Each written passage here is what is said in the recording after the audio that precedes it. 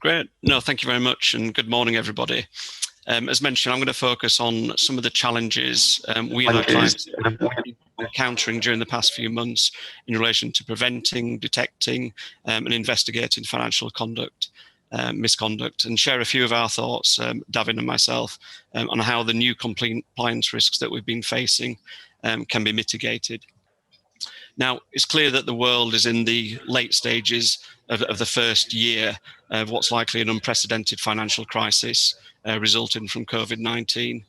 And as we've passed financial crisis, we're expecting to see, and we've already seen over the past few months, an increase in financial fraud in various areas. The first area, as everyone will imagine, the companies are facing huge pressures to keep their businesses alive, to maintain the confidence of customers, suppliers, investors, banks, and other stakeholders. And in those situations, companies will be tempted more than ever to manipulate their financial results to present a better financial picture. Now, secondly, employers will be under increased personal financial pressure as well, and face increasing temptations and opportunities to misappropriate assets from their employers through either expense fraud or procurement fraud. And then thirdly, businesses also, with the extreme pressures they're facing and the extremely competitive environment they're facing, coupled with employees facing those huge financial pressures themselves, will be resulting in more and more companies looking to pay bribes, and more companies and individuals prepared to accept bribes. So we're expecting an increase in bribery and corruption as well. Now, on top of all those internal risks that are increasing, there are also increased external risks that have been created from this remote working environment and the reduced and weakened compliance frameworks in these situations. So, for example, I'm sure a lot of you have seen more business email compromise schemes where third parties pretend to be internal employees or suppliers to obtain or redirect information or payments. Now, as IT teams are stretched across the world, more and more of these situations are going to happen, and it's more and more difficult to get the advice you need about whether these are legitimate emails or not. So more and more people are falling for those frauds. Now, while all the issues I've just mentioned there are not new, to COVID-19, the ability of companies and stakeholders to prevent, detect, and investigate them is being subjected to some significant challenges in the current environment, where much of the global population in key markets is either working from home or unable to travel to the locations they ordinarily would. Now, firstly, in terms of some of the challenges that we're facing on our forensic investigations, and these are challenges we're facing and that our clients are facing that we're working with. I just want to go through a few of those areas that we're seeing problems. Firstly, obviously, there are travel restrictions. Every day a different country is instilling different travel restrictions, be it quarantining, be it not allowing people to access countries without visas or without permanent residency. And that's clearly been an issue across the Asian region, with non-PRC residents unable to travel to China, equally non-Hong Kong residents unable to travel to Hong Kong, etc. That can make conducting investigations extremely difficult. Ordinarily, with investigations, an on-the-ground presence is key for a number of different reasons that we'll go on to explain later. But where you can't get a team on the ground, or you can't get a full complement of a team on the ground, people are having to look to supplement those teams with any on-the-ground resources that they can find. So with firms like ours, consulting firms like ours, that might be to find somebody who's got a different skill set, but is actually on the ground, and somebody who can be trusted in these situations to be an independent investigator. So you might be relying on some audit resources, tax or transaction advisory resources to help. And equally, companies that are conducting these investigations themselves may normally rely on their internal audit team, but instead perhaps maybe having to get involved with other members of the finance team who've not conducted these sorts of investigations before. Now, the challenges that creates are multiple. Clearly investigators are trained over many years, have got a lot of experience in performing these types of investigations. And the crucial aspect of an investigation is to always be in control The fraudster will sense, will spot and manipulate any inexperience or uncertainty, be it in the person that's asking them questions, be it the person that's gathering data and documentation. So it's important to try and have the investigation team maintain that level of control and not be sidetracked by diversionary tactics. So it's crucial, if you are using additional resources, that they're properly briefed and therefore aware of the types of issues that they might be facing. Now, along with the travel restrictions can come delay. Now, on any investigation, we're used to facing delays. Now, there might be legitimate delays as to why we need to delay the investigation. In terms of, it may be that a regulator or law enforcement agency is not wanting information until a particular time, and the client doesn't want to incur money until that's required. More commonly, we encounter delays through difficulties in obtaining access to data and documentation or people when we want it. Now, again, we can be given many reasons for that. It might be a purported business trip that individuals need to take, might be doctor's appointments, it might be vacations. It's very easy to make those sorts of excuses in normal times. Now, in those normal times, we can normally push back through the assistance of our client senior management, through the assistance of the legal counsel, to push back on those employees to ensure that they cooperate with our investigations. Now, in a situation where they can legitimately say, look, I can't even access the office, I can't travel there, I don't have access to my the hard drive in the office where all these documents are electronically stored, it's very difficult to push back on that. It's the reality, and it's the reality through much of the world. So there are legitimate reasons why investigations can get delayed. And we have to deal with that. Regulators and law enforcement agencies still want information. Clients still want to get to the bottom of issues. So, increasingly we're having to, obtain more and more data and documentation remotely. And Davin will talk about a bit of that later. We may have to, conduct interviews remotely, and I'll mention a bit more about that shortly. But not only in terms of delays to the investigation we've experienced delays with getting support from third parties. Now, typically for investigations, we like to get support from third-party suppliers, customers, and banks, for example. And even with major banks, we've seen over the past 9 months that they're having inordinate delays in providing what normally can take a matter of weeks. So to provide wire transfer information, copy checks, that can all be crucial to an investigation. It's obviously taking them longer because they've got people working from home, can't access the files, can't provide that information as promptly. In terms of original documentation, as I mentioned earlier, it's crucial normally, if we're there in person, that we can review the documentation to identify and test its authenticity. Now, obviously, receiving copies of documentation or scans of documentation is not as ideal. It's much easier to forge documentation that's been copied or scanned and emailed to us. Normally we'd like to look at the back of the documents to see if there's any annotations or other relevant support that's attached to it. We might see some old staple marks that indicate there was a document formally attached to it and it's gone somewhere now. Also, in terms of the approval signatures that appear on there, we can tell whether they've been scanned on there or whether they've been handwritten, and see whether there are any other changes that have been made to the documents. It's a lot easier if you've got the original documents. So that's creating challenges, in terms of, looking at those documents and testing the authenticity. And we're having to use alternative procedures to get that comfort where we haven't otherwise got that comfort.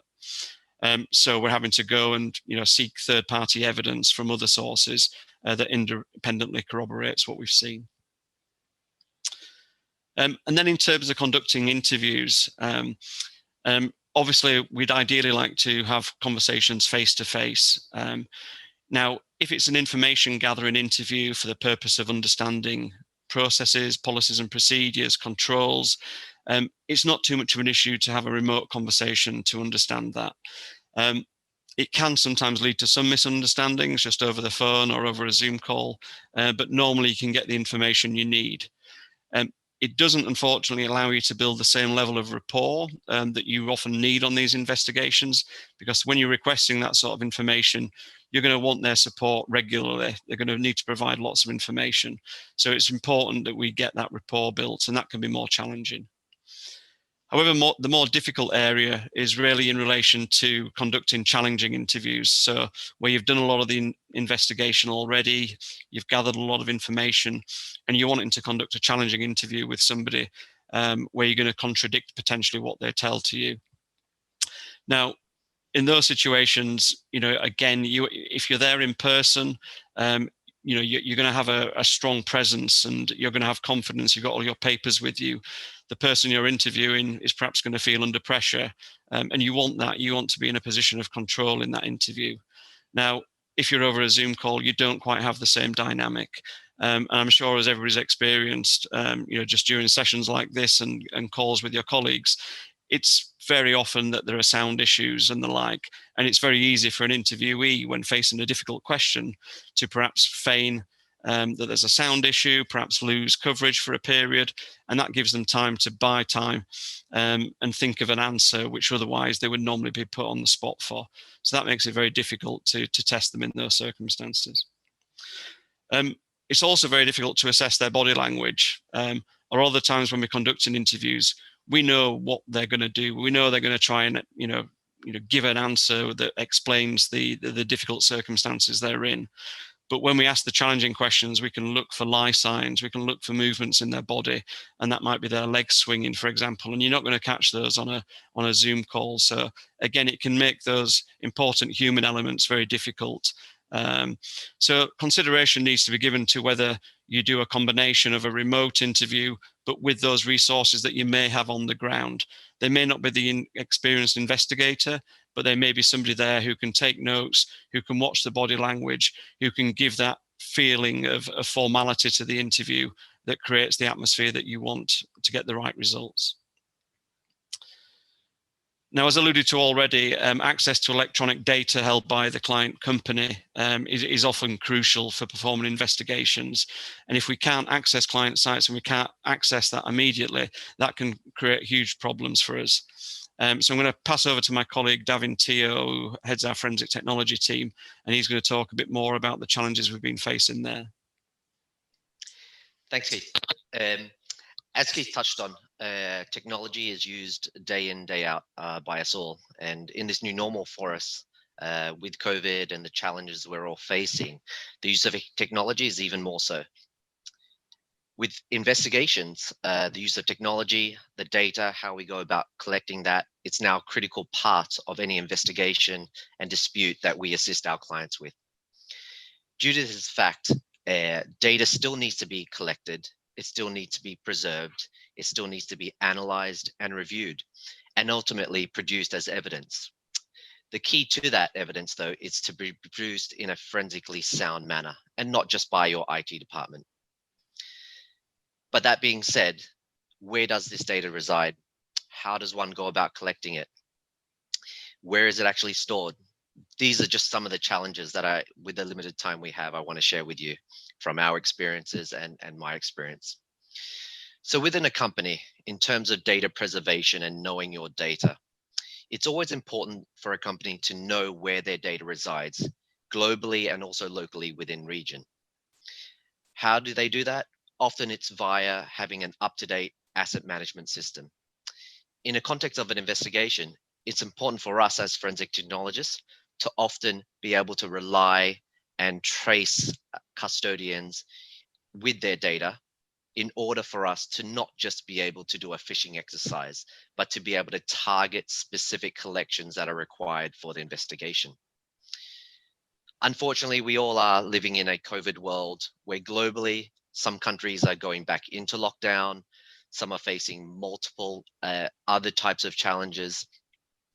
They're working from home still. People haven't been into their offices for many months. In these challenging times, often for our investigations in a traditional sense, we would go out and go on site to do a collection. But that's difficult now. So how do we confirm as forensic technologists conducting this investigation, or an investigation, I should say, does employees still have their laptop? Do they use a USB stick to do that work? Are they working from home, or are they abroad working from their home country or another location? Are they using their personal device? These are just some of the challenges and risks that we are facing and see with many of our clients now. Often we have to rely on the IT to have that robust infrastructure in place and also asset management system. Ultimately, if a company can identify in a timely manner where their assets are, where their custodians are residing, that enables us to be more efficient in our collection exercises and ultimately saves the client money. In a COVID world though, these types of delays are not uncommon because, as Keith mentioned before, we can't often go on site. But let's say we've been able to work with local IT and the company to identify that data. How do we go about collecting it if we can't go on site? That brings me to my second point about conducting remote collections with the restrictions that we're all facing. Electronic data, as I mentioned before, is key parts to any investigation we conduct. May it be an ERP system, critical Word documents or PowerPoint presentations that are residing on a cloud-based environment.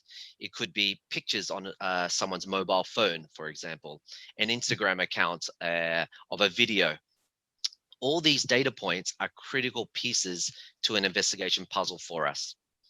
And in this new world that we live in with lockdowns, travel restrictions, travel bans, from a forensic IT perspective, we had to create a new methodology how to do remote collections. What is remote collections and what does that entail? It's being able to preserve that electronic evidence in still a forensically sound manner when we cannot come physically on site. And that's important because it still maintains what we call chain of custody, being able to preserve the integrity of the data whilst doing this remotely. That might sound easy and straightforward enough, but there are some challenges we face on the forensic technology side in this new norm. Logistically, how do we go about getting that data? As I said before, do we know where that custodian is physically in the world?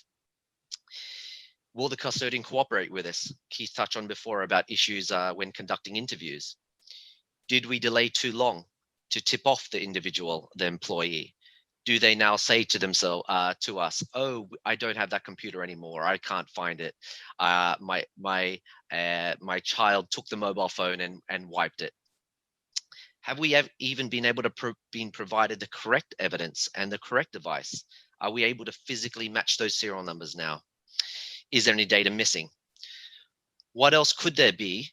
If we were to go on site, we would often look physically in the environment, not just on the individual's desk, but we would look at drawers, etc., of other types of electronic evidence that may assist us with an investigation. Obviously, in a work from home environment where people are remote, that's not possible to do. These are some points and challenges that obviously are differing to being on site.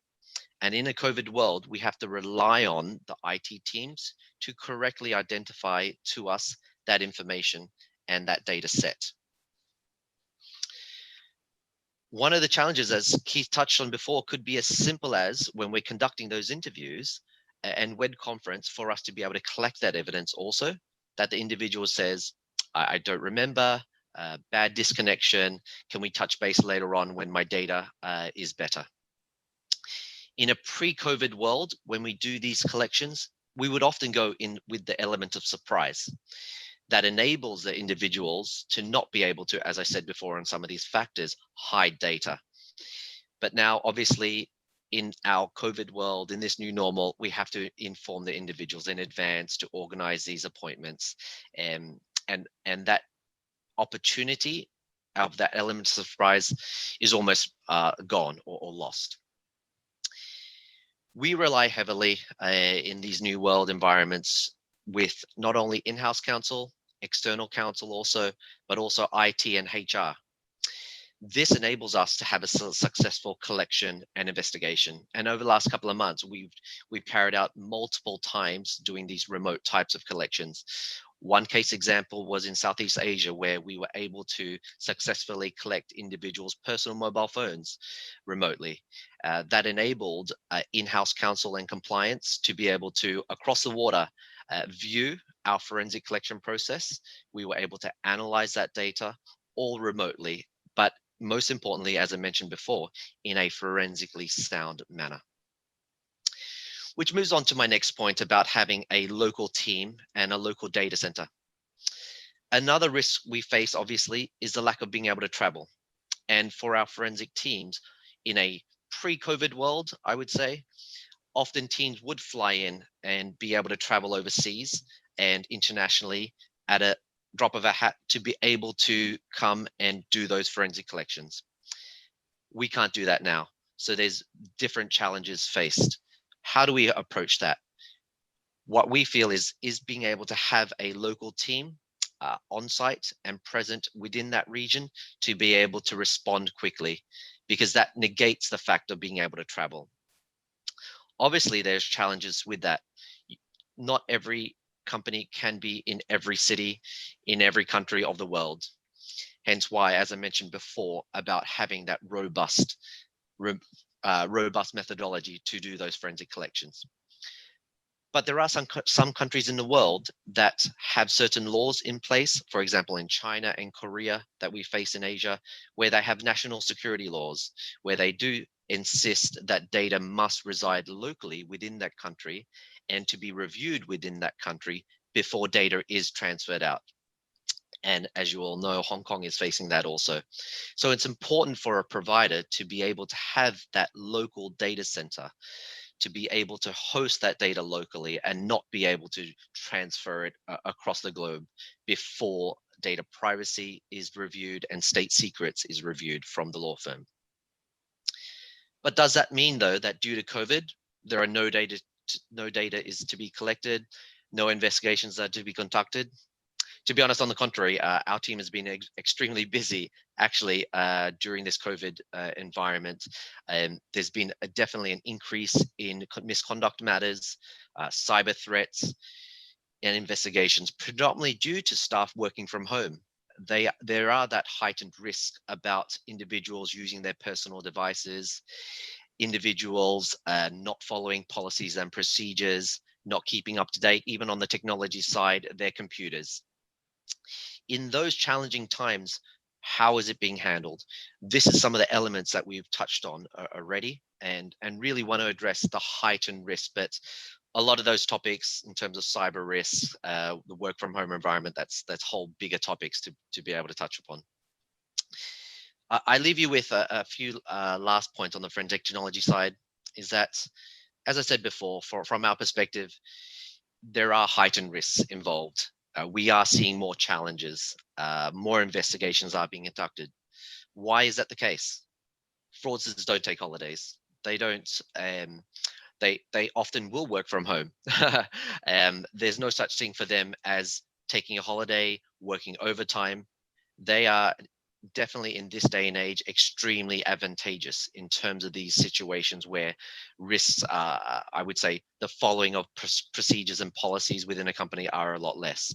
And with that, I'd pass it back to Keith to touch on more about that compliance side. Well, thanks, Davin. Yeah, as you can see from Davin and my own conversation over the last 20 minutes, it's clear that there are significant challenges for conducting investigations, but also, inevitably there are going to be significant challenges for maintaining an effective compliance framework as well, that's not only capable of mitigating pre-existing risks that you're used to dealing with, but also tackling these new risks that we've mentioned that have resulted from the new working environment that we're all operating in. I'm just going to briefly touch on a few of the areas, that we see compliance challenges before just summarising and then opening it up for questions for a few minutes. Now, as we all know, the pandemic has created an environment where more and more employees are working from home or remotely.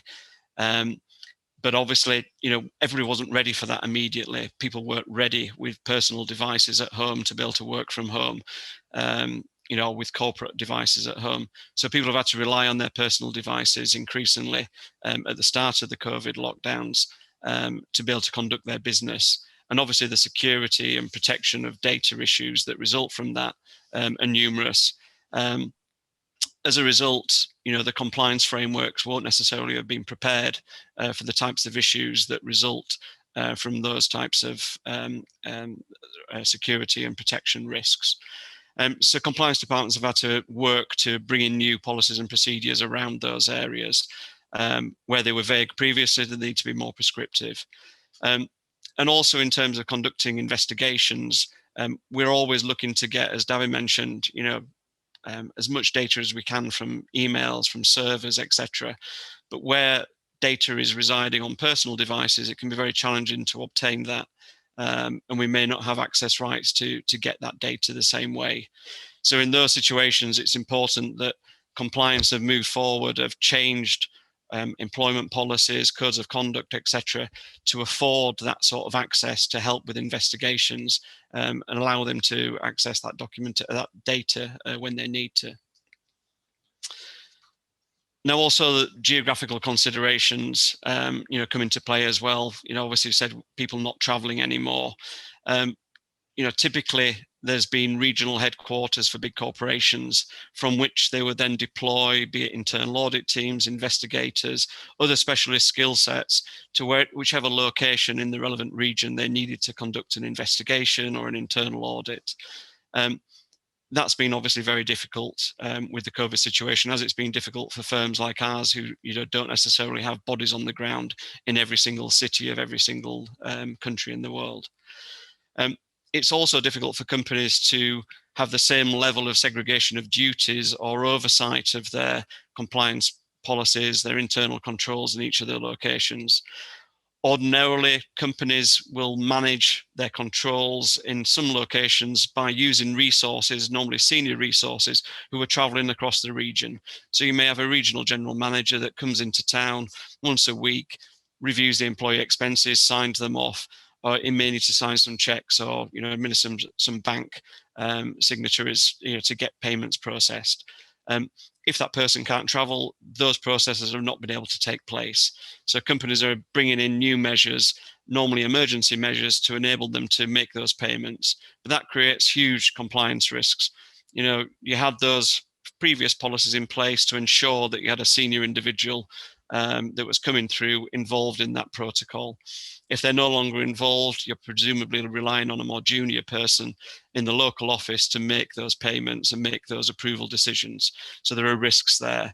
So companies, again, are having to modify their compliance frameworks and think how they can still get the same level of control while doing it remotely. So, can they, adjust their protocols with the bank to allow for electronic signatures rather than in-person signatures, etc. So you can still get the senior involvement. Or if it still has to take place locally, having new controls in place so that things get sent remotely, reviewed before that anything can be done in terms of making those payments.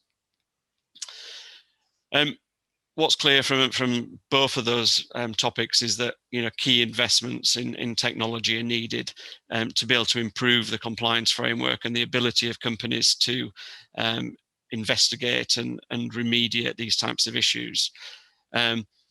Accounting systems, if accounting systems have typically been different in each location around the world with no remote access, that's going to have created huge problems for companies from a perspective of financial reporting, from a perspective of pulling all that information together. So they might want to, get a unified accounting system together. Whistleblowing measures may have been more local than international previously, but they need to be managed and they need to be fed through globally and dealt with there. So there needs to be good, strong whistleblowing procedures in place that are understood in every location so that any compliance issues that come up locally are communicated and dealt with at senior levels. And also there can be issues with monitoring as well. We need to make sure that we monitor, companies monitor transactions on an ongoing basis. And again, technology in terms of data analytics can help with that. I'm conscious that we're running short of time and I want to leave some time for questions. Just a couple of final things that need to be considered as well. Clearly, training is going to be important as well in these circumstances. So not only, there's going to be challenges in training because you can't do it face to face. Again, the most ideal form of training. So it's going to be online, and there are going to be challenges there to making sure that people actually adequately understand the training, and then they're going to adopt the new policies and procedures. But also in terms of investigations, there's going to be so many more issues that are coming out. It's going to be important to assess those and triage them quickly so that these investigations can take place on a timely basis. So just to summarize, I mean, it's clear that financial misconduct is inevitable in the current global economic environment. And given what we've seen in terms of significant challenges in preventing, detecting, and investigating financial misconduct, it's going to be more important than ever that companies review and update their compliance frameworks to mitigate new risks. So with that, if you've got any questions, we'll take those now. Can you hear me? Yes. Yep. Okay, Devin. How desperate are you gonna that you want to be here? I'm joking, because I know you're based in Hong Kong, and you know, both of you like to be here, but unfortunately, against a lot of corporate policies, not allowed. So this first question, I think you can see them on the chat as well. Do you see validating ID of an interviewee on the other side of the camera when conducting an interview a major challenge? I'll answer this first. I don't know if Davin's got a different experience. We haven't found that a challenge, but that's perhaps the sort of clients that we're dealing with, typically multinational clients with some senior resources that are coordinating issues for us locally. They will validate the authenticity of the individual that we're speaking with.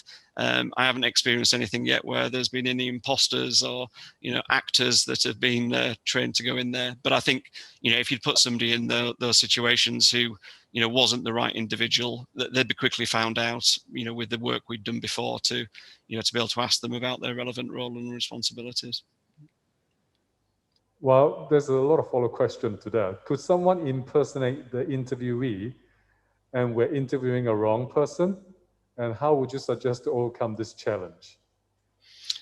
Yeah, and I think that's what I just covered as well. I think I think if we're conducting the interview properly, we're going to pretty quickly ascertain whether somebody's been impersonating the real person that we're looking to speak to. I mean, it's not beyond the realms of possibility. Somebody could just say no comment to any question that we ask, and in that situation, it's going to be difficult to prove whether that's the individual. But we do have to have an element of reliance on the company that's coordinating the interviews for us to make sure that they're getting the right people. And unless you're in a situation where the management, including legal counsel, are involved in the fraud, we've got a reasonable amount of comfort they're going to make sure we get the right person. Great. Any question from the floor? All right, I'm going to go through two more questions, okay?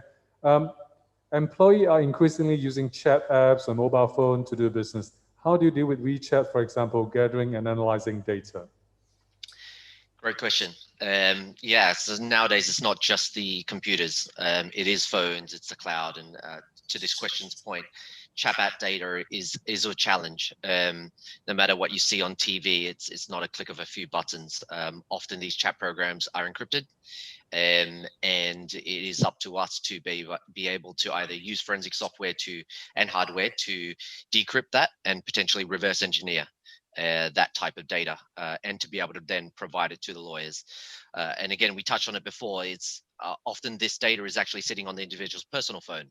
So you have privacy aspects to strongly consider. You can't just take an individual's phone, even though they've been working with business related data on their personal phone.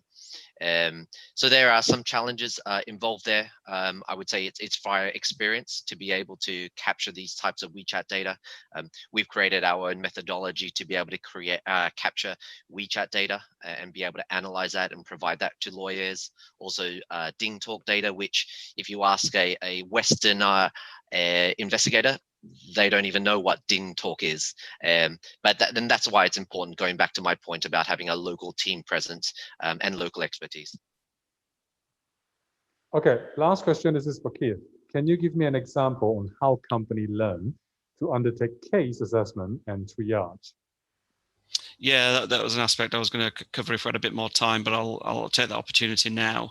In terms of assessing a case, what can often help is that you have a company that will then, a consulting firm like ourselves will help them in the first instance to be able to go through what all the risks are of a particular case, weight the risks according to what we can see in terms of different challenges that have been faced through the different control failings that there might be, and then come up with a risk profiling effectively of the whole situation so that they can receive details of a particular case, assess it in terms of what those risks are, then quantify those risks in some way and choose which cases they're going to look at first.